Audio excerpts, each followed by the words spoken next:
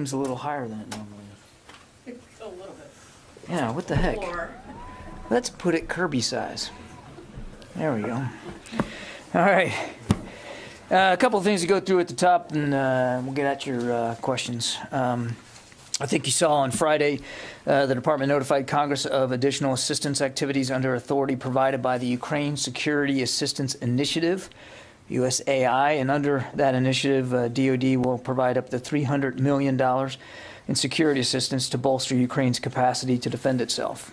This, of course, underscores our unwavering commitment to Ukraine's sovereignty and their territorial integrity in support of their efforts to repel the Russian forces inside their country.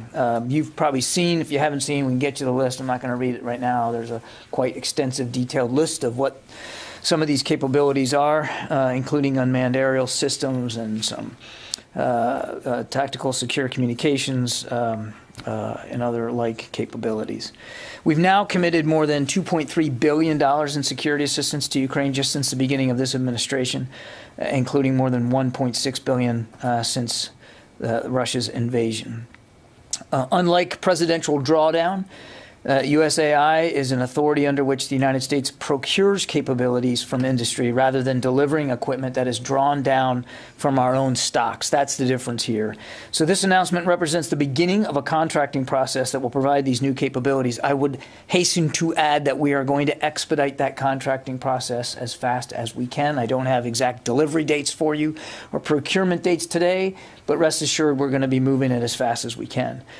The U.S. also continues to work with its allies and partners to identify and provide to the Ukrainians additional capabilities, and will certainly utilize all available tools to support Ukraine's armed forces as they fight bravely for the defense of their country. Also, I think you may have just heard the National Security Advisor just a few minutes ago say that we are in the process of committing even additional resources for material to the Ukrainian military as part of our ongoing and intensive efforts to provide them the equipment they need. So all that's to say is, as we've said many times, we're going to continue to support Ukraine's ability to defend itself. We're going to do that as much as we can, as fast as we can. In keeping with that, today, the Secretary did speak with the Ukrainian Minister of Defense, Alexei Reznikov, to again reaffirm our support for Ukraine. He reiterated the U.S. commitment to the provision of additional defensive assistance to bolster their capacity. And he highlighted that $300 million Ukraine Security Assistance Initiative package that I just talked about. He, of course, also expressed outrage at the apparent atrocities that were committed by Russian forces in Bucha and across Ukraine, and reiterated the U.S. commitment to using every tool available to help document and share information in an effort to hold accountable those responsible. And of course, they have stayed in close contact, and they will continue to stay in close contact. On the document and evidence front, I want to stress that this is an administration effort, not DoD specifically, that we, in concert with so many other nations around the world, will do what we can to make sure that that clear evidence of these war crimes are documented and preserved for investigators to look at. I don't have anything specific to speak to in terms of DoD capabilities with respect to that collection, but it's part of an interagency effort to make sure that that the war crimes are properly documented.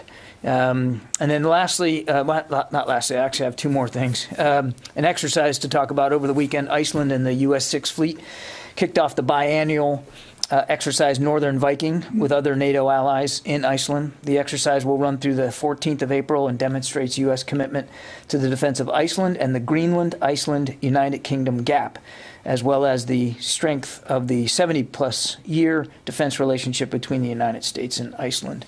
U.S. Navy and Marine Corps forces, including the USS Kearsarge, Amphibious Ready Group, the 22nd Marine Expeditionary Unit, P-8 maritime patrol aircraft from Keflavik Air Base, and the Henry J. Kaiser class underway replenishment oiler, the USNS Patuxent, as well as sailors from Task Force 68 and the Virginia class attack submarine USS John Warner will all participate. And then finally, while we're talking about naval issues, on Friday, the DoD did release its annual Freedom of Navigation report for fiscal year 2021. I'll let you go and look at the report. I won't give you the whole details, but it reports our comprehensive global freedom of navigation program that seeks to challenge excessive maritime claims in order to preserve the rights, freedoms, and uses of the sea and airspace guaranteed to all nations under international law. In fiscal year 21, U.S. forces operationally challenged 37 different excessive maritime claims made by 26 different claimants throughout the world. Excessive maritime claims are inconsistent with international law as reflected in the Law of Sea of Convention, and they pose a threat to the legal foundation of the rules-based international order. And with that, we'll get to questions. Lita. John, did the minister have any specific requests for the secretary this morning that could be looked at in terms of the upcoming packages? And then more broadly, Jake Sullivan talked today about this sort of shift of focus that you all have been talking about for a while to the east, and mentioned the potential of dozens of battalion tactical groups moving that way.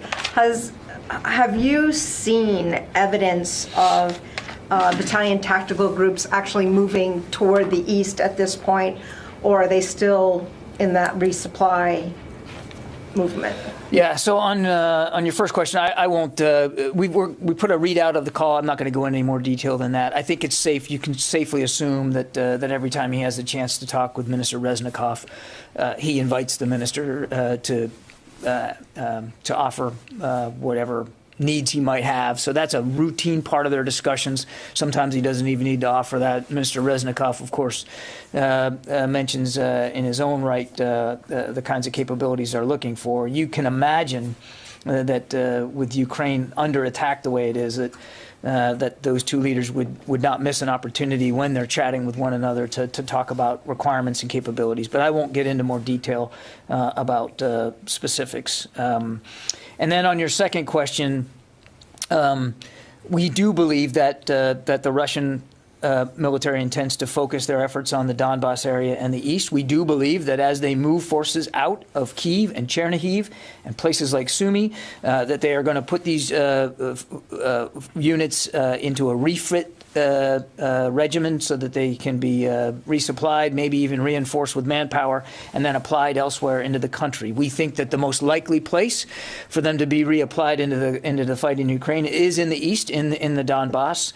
We have not seen wholesale movement in that regard. We're only just now seeing more movement of forces out of Ukraine and up into the north. But too soon to say that we can see any of those battalion tactical groups being actively resupplied and then reapplied into the fight. That hasn't really happened yet. That said, Lita, we have seen efforts by the Russian military to get more aggressive and go more on the offense in the Donbass. This is on the ground as they push south from that town called Izium and try to close off Ukrainian armed forces in the Donbass, as they now focus more of their airstrike activity on the Donbass area and the JFO, the Joint Forces Operations area, as they now press the Wagner Group to put to add to their recruiting totals and then move those contractors into the Donbass.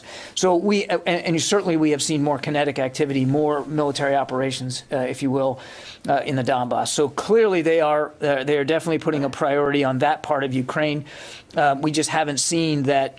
There's been, out of the forces that are repositioning out of Kyiv and Chernihiv, we haven't seen them be reintroduced back into the fight yet. Jen? Do you have any indication, John, that these recent atrocities in Bucha were carried out by the Wagner Group, the Chechens, the mercenary groups that have been sent in, or was this something that was wide scale, at the recruit level, the conscript level that is taking place in various cities? We don't know. We don't know exactly who committed these atrocities, or at what level, or what the chain of command was. But clearly, we certainly do not refute that they happened. And you Talk about the difference in the kind of military aid now, going from the drawdown weapons that are already on the, off the shelf weapons that you can send over. Right. Will you ever be going back to that? And will there be a gap for this $300 million, since you have to contract it? Will there be a gap in flow of weapons into Ukraine because of that? We certainly don't want there to be a gap. That's why we're going to expedite this contracting process as fast as we can so that there is no gap. And we are still delivering on the $800 million drawdown that the president just most recently signed out. Shipments arrived on that drawdown package even over the course of the weekend. There'll be another one arriving in the next 24 hours. We're prioritizing the kinds of capabilities in those shipments that we know the Ukrainians need the most: Javelin, Stingers, UAVs. So all that's being prioritized. Our goal is, again, I said it before, as fast as we can, as much as we can, and just keep it going to make sure that the Ukrainians can continue to defend themselves. So our goal would be no gap. On the first part of your question, I don't want to get ahead of the White House and the president. You heard Jake Sullivan just talk a little bit ago that there'll be additional assistance to speak to in coming days, and I'll just leave it at that. Out of drawdown stockpiles, and that's why you're going to this new. No, I wouldn't characterize it as we're out of Schlitz on that stuff, and now we have to go to a different route. This is just another way of getting them some security assistance. But again, I don't want to get ahead of the president or any decisions that they haven't announced yet. Thank you. Just a couple of quick follow-ups. You mentioned that the secretary today expressed outrage about Bucha in his call with the Ukrainian defense minister. Is there a point in Secretary Austin's view where this building feels that there's a moral obligation to prevent war crimes in Ukraine? Are you suggesting that we haven't expressed that there's a moral obligation not to commit war crimes there or anywhere? So yes, you feel that there's a moral obligation to prevent war crimes. There should be no war crimes. Because there should be no war in Ukraine. Because Vladimir Putin still had diplomatic options on the table when he decided in late February to go ahead and cross over the border and invade a sovereign neighboring country. So, look, the international community has spoken on this. The president has spoken on this. We've spoken on this. That we believe the Russians are committing war crimes in Ukraine. They need to be documented. Evidence needs to be collected. Investigations need to be completed. The United States, not just the DOD, the United States will be a participant in that process. And then my second follow is a senior administration official said that about 2/3 of the Russian troops around Kyiv were repositioning. You mentioned that about them potentially refitting and going back into Ukraine. Is there anything that could be done to prevent these forces from re-entering Ukraine? If you're asking, is the United States going to get militarily involved in the fighting in Ukraine, the president has been clear that's not going to happen. But we are going to provide every advantage we can to the Ukrainian military to defend their territory, their sovereignty, their citizens, their towns and villages. So that support will go on. Now,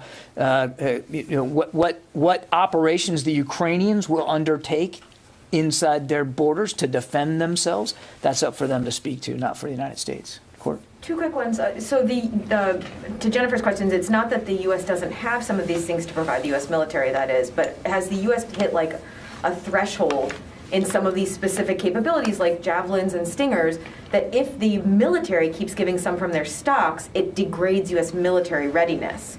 And that's why this next group is going directly from the defense industry? That we're applying USIA is just another tool in the toolbox. It doesn't connote some sort of shortage that affects U.S. readiness at this stage. And then one more. Today, the State Department announced that the U.S. was selling some F-16Cs and Ds to Bulgaria, and I'm wondering if that is one of these. We've heard a lot about backfilling so that some countries could send MiGs to Ukraine. Is that this kind of a deal? I would not refer to it in that capacity. So you're not aware that Bulgaria is going to send MiGs so that in the U.S. I'm not going to speak for another nation, and I certainly would leave it to the State Department to talk about foreign military sales, but I would not draw any conclusions from that announcement to some sort of backfill requirement. That would be a misreading of what's happening.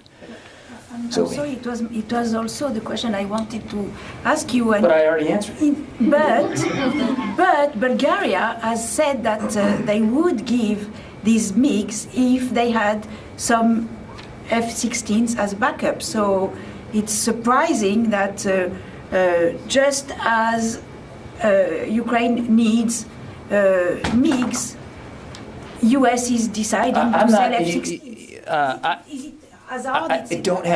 I don't have anything more to add on this than what I did with Courtney. I'm just going to leave it at that, and I'm not going to speak for another nation and what another nation is willing or able to do in terms of supporting Ukraine. That's up to them to speak to. Barbara. Both you and Jake Sullivan were very specific this afternoon that U.S. troops would not be going into Ukraine to fight Russian soldiers. So I just want to close the loop on that. You're not going in to fight Russian soldiers, but is the door open for U.S. troops to go into Ukraine in a non-combat role to assist with, if and when it comes to it, and I'm not speculating, the Polish initiative, if and when it comes to it, to assist in documentation of war crimes? As you just said, the Pentagon would be part of the interagency effort.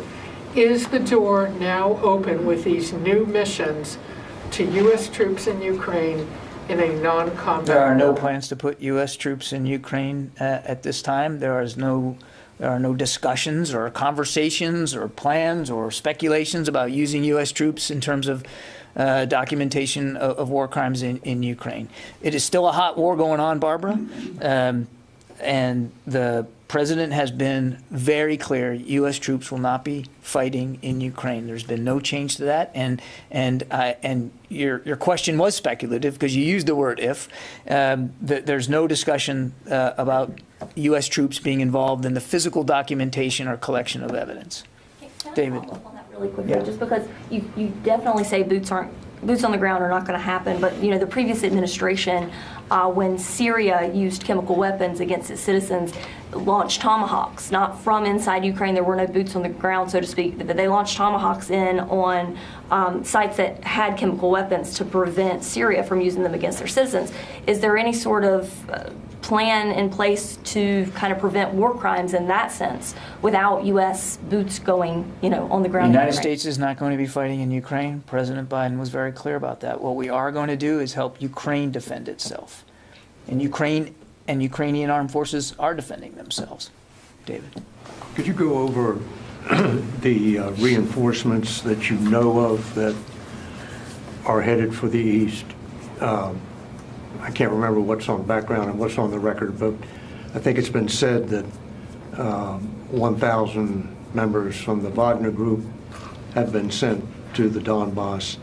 I think it's been said that Russia was preparing to send units from Georgia. And then, of course, there are all the ones in Belarus. So what can you tell us about reinforcements that have actually been sent into the East? And do you know anything about reports that battalions in Georgia have refused to go? So we don't have perfect visibility into the Russian order of battle, how many troops they have everywhere they have them. They already have a sizable number of troops in the Donbass. They did from the beginning. In fact, in many cases, they never left. They've been fighting there for 8 years. We do have indications that the Wagner Group is trying to recruit fighters from mostly from the Middle East to apply them in the Donbass. And that is where the Wagner Group has been active for a lot of the last 8 years. So not a big surprise that they would be focusing on that part of Ukraine, certainly given the Russians' reprioritization of that part of the country. We have also seen indications that the Russian Ministry of Defense is looking for other ways to reinforce their manpower, bringing troops in from other places outside of Ukraine, and in fact from outside Russia. But I don't have specific information that would that speaks to a certain number or a certain timeline or even a location. Just as in my answer to Alida, again, we don't have perfect thinking into Russian plans here. It's very clear to us, though, that they do want to prioritize the Donbass. So logically, it makes sense that if they're going to reinforce, that's probably the place they're going to reinforce the most. But David, we just aren't there yet to see anything real demonstrable when it comes to reinforcement. That said, again, what we have seen is more strikes in the Donbass, more offensive maneuvers by the Russians in the Donbass. Again, the effort of putting private military contractors more there. I mean, they are clearly prioritizing it, and we'll just have to see as this unveils. And I think I missed another question. Any evidence that units in Georgia have refused to go? I have not seen any evidence of that. No. Fadi? Thank you, John. With all the movements you've been watching for the last couple of days of Russian troops leaving Kyiv region and Chernihiv more to the north toward Belarus, do you think the threat of another Russian offensive toward Kyiv is still there, or has it diminished in one way or the other? I think certainly what we've seen would indicate to us that the Russians have, at least for the time being, given up on a ground offensive against Kyiv.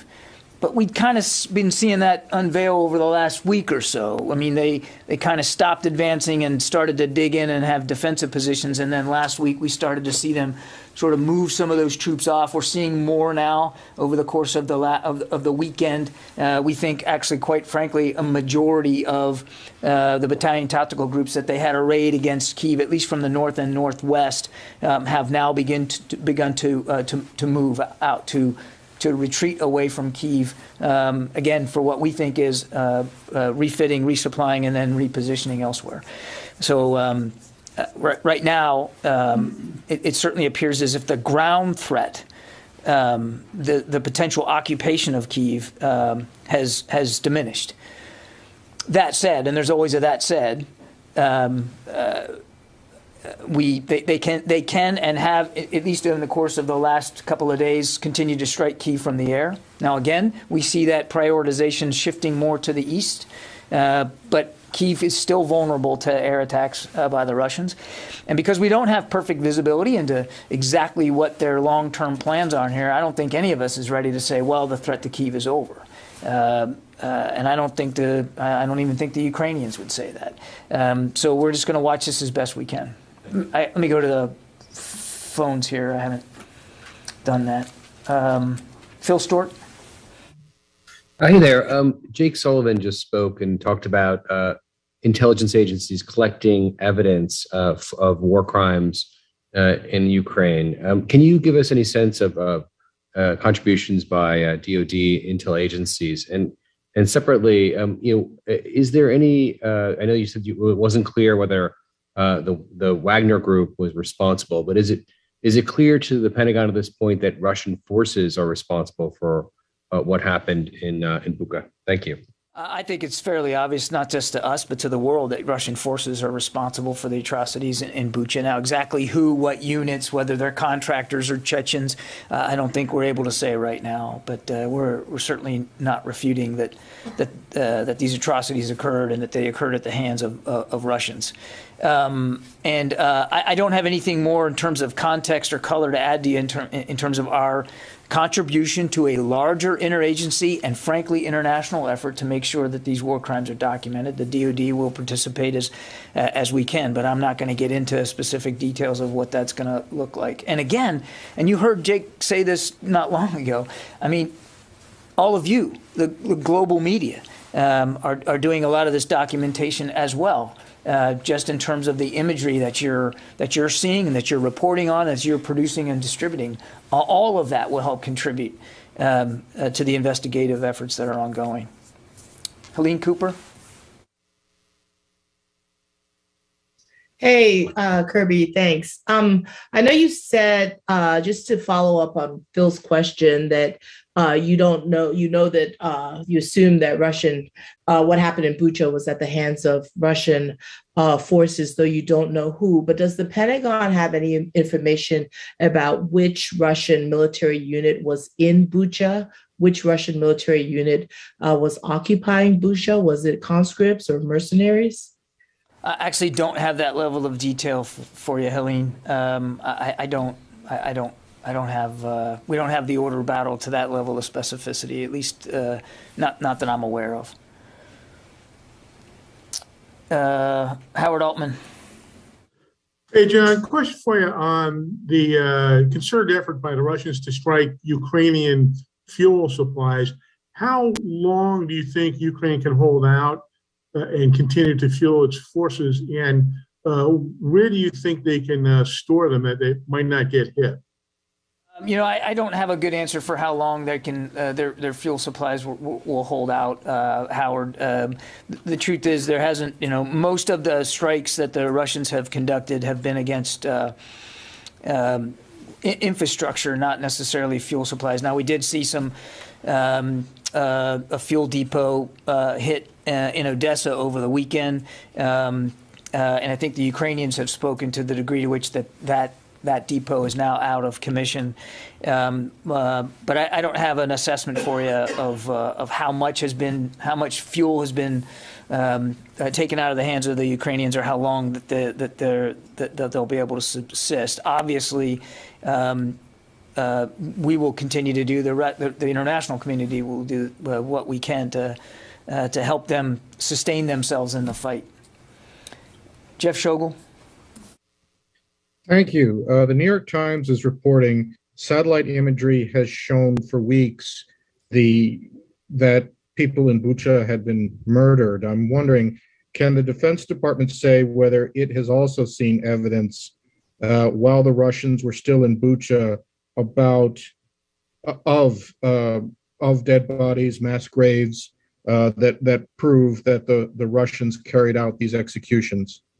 Jeff, I think I've kind of already talked about this today. I mean, we certainly, we've seen much of the same imagery that you have. Obviously, we are in touch with our Ukrainian counterparts. We're certainly in no position to refute that these atrocities occurred, that they occurred on the scale that the Ukrainians have said they've occurred, and that Russians are responsible for that. And I think I'll just leave it at that. Elsewhere in the room, Louis. John, I have two questions. Jake Sullivan said that it appears likely that Russia is preparing to deploy dozens of battalion tactical groups. Does Russia have the capability to redirect dozens of battalion tactical groups to the Donbass? Yes. As he said? Yes. And where would those come from? I know it's pretty standard that they're going into Belarus, but I mean, at what point do they become battalion tactical groups again? Some of those units are nowhere near the original strength because of casualties and surrenders. Some of them are in better shape than others in terms of manning and, quite frankly, systems, weapons, equipment, vehicles. I can't speak for how the Russians are going to reorganize or refit, right? I mean, they could take the remnants of 2 or 3 BTGs and make a new one if they wanted to, or they could just keep the original 3 and reinforce them with new people and new stuff. We just don't know. I mean, but we do believe that as they go back across the border, whether it's Belarus or into Russia, that they will find a way to refit them, resupply them, and then reapply them into the fight. We think the most logical place for that, given what the Russians have so far shown that they're willing to do with respect to prioritizing the Donbass, that would be the place. But I couldn't give you an example of each battalion tactical group and whether or not it's going to remain a whole unit going forward or be combined with others. But just in terms of sheer manpower that they have still available to them, it's very possible that what Mr. Sullivan said is accurate, that it could be dozens of BTGs. But we just don't know. And we're just going to have to watch this and monitor it in real time, and we'll obviously keep you as apprised as we can in terms of what we know. We do think they're going to put a lot more effort into the Donbass region. And it's not just manpower. I know that's the focus today. I get that. But it's about where the airstrikes are going to go. And it's about the priority of ground operations and maneuver and artillery. One of the things we've been seeing is as they come south out of Isium, they're trying to focus that southern push more on the ability to use artillery in the Donbass. So, again, we'll have to watch this as closely as we can going forward, but it's just not perfect. We're not able to perfectly predict exactly how they're going to reform their units. The other point was that Mr. Sullivan kept describing the Russian movement as a retreat.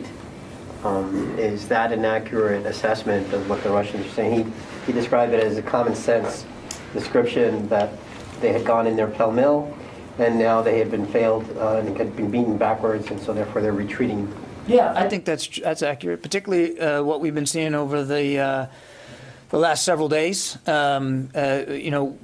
Late last week, we'd only seen a small number of Russian units begin to move back from Kyiv. We've seen that number increase now. We think it's the majority now have begun to move out of Kyiv, and as they're moving out, the Ukrainians are attacking them.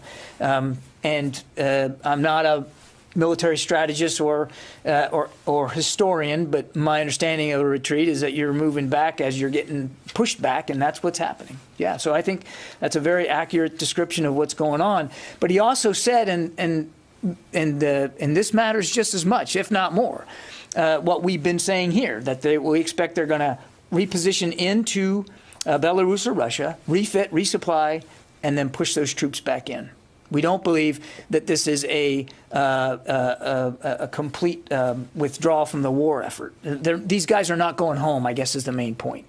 Yeah, they're retreating out of Kyiv, but they're not being sent home. We see no indication of that. Yeah, Rio. Thank you. I want to ask you about India's purchase of S-400 missile defense system from Russia. Is there any changes in the U.S. position on the acquisition of such system? And is the Biden administration open to sanctioning India if India operationalizes S-400 system? I don't have anything on the sanctions to talk to you. We've been very clear with our Indian partners about our concerns over this purchase and encouraging them, as we encourage many others, not to purchase Russian equipment. We remain encouraged by India's continued diversification of their defense equipment over just the past decade. So we'll continue to have that conversation with the Indians. Yeah. Follow-up. So do you think purchasing such a sophisticated defense system from Russia is consistent with the Quad basic principle and objective of maintaining rule-based order? Rio, I think we've made it very clear to the Indians our concerns about this particular purchase. We've been very clear about that. Okay, one more. Yeah, I have actually two questions. One, you have been, of course, Sullivan as well said that NATO has not been so united in recent memory after the invasion of Ukraine by Russia. But we start to hear some types of pushbacks from Germans and some allies about sanctioning Russian gas, and then we start to some types of slowdown among the NATO allies providing aid to Ukraine while the US continue to do that. Do you think that the sense of unity in NATO is getting weaker as they go by? No. Not at all. And then the other thing, on India's purchase of S-400, you said that, well, you are encouraged by India's effort to diversification of its military or defense articles. The same case was also true for Turkey. Turkey was also trying to diversify its defense capabilities, and they purchased, of course, S-400s. And we expressed the same concerns to them, and that's why we had to make a decision on the F-35, because we believed that capability, that air defense capability, was fundamentally incompatible with them also having F-35s. And we were very clear with our Turkish allies as well. Okay, thanks everybody.